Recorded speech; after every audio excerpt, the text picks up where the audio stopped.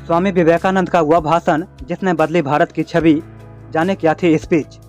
11 सितंबर 1893 वह दिन था जब शिकागो में वेदांत दर्शन पर स्वामी विवेकानंद के भाषण ने पूरी दुनिया का ध्यान आकर्षित किया था, जिसने दुनिया के सामने भारत की छवि को ही बदल दिया था।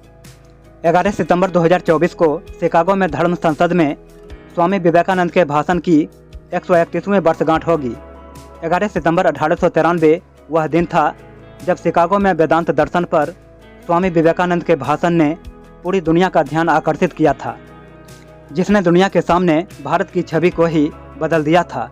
आज भी विवेकानंद के उस भाषण को याद करते हुए हर भारतीय का सीना गर्व से चौड़ा हो जाता है। स्वामी विवेकानंद शिकागो भाषण। 1893 में अमेरिका के शिकागो में विश्व धर्म सम्मेलन में स्वामी विवेकानंद ने मेरे अमेरिकी भाइयों और बहनों के साथ अपना भाषण शुरू किया था। उनकी इस लाइन को सुनने के बाद ही वहाँ पूरा हॉल तालियों की आवाज़ से गूंज उठा और कई मिनटों तक वहाँ पर तालियां बजती रह गई थी।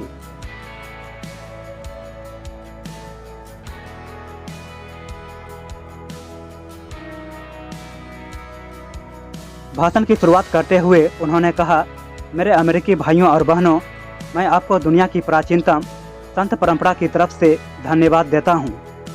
स्वामी विवेकानंद ने आगे कहा कि मैं सभी धर्मों की जननी की तरफ से धन्यवाद देता हूँ और सभी जातियों संप्रदायों के लाखों करोड़ों हिंदुओं की तरफ से आपका आभार व्यक्त करता हूँ। यह जाहिर करने वालों को भी मैं धन्यवाद देता हूँ जिन्होंने बताया कि दुनिया में सहिष्णुता का विचार पूर्व के देशों से फैला है। स्वामी विवेकानंद ने अपने धर्म पर गर्व जताते हुए कहा, मुझे गर्व है कि मैं उस धर्म से हूँ जिसने दुनिया को सहिष्णुता और सार्वभौमिक स्वीकृति का पाठ पढ़ाया है। हम सिर्फ सार्वभौमिक सहिष्णुता पर ही विश्वास नहीं करते, बल्कि हम सभी धर्मों को सच के रूप में स्वीकार करते हैं। 25 साल की आयु में स्वामी विवेकानंद ने दुनिया का किया त्याग। दरअसल स्वामी विवेकानंद ने 25 साल की आयु में गेरुआ वस्त्र धारण कर लिया था और पैदल ही पूरे भारत की यात्रा पर निकल गए। इसके बाद 31 मई 1893 को विवेकानंद मुंबई से विदेश यात्रा पर निकले और सबसे पहले जापान पहुंचे। जापान में स्वामी विवेकानंद ने नागासाकी, ओसाका और योकोहामा समेत कई जगहों का दौरा किया।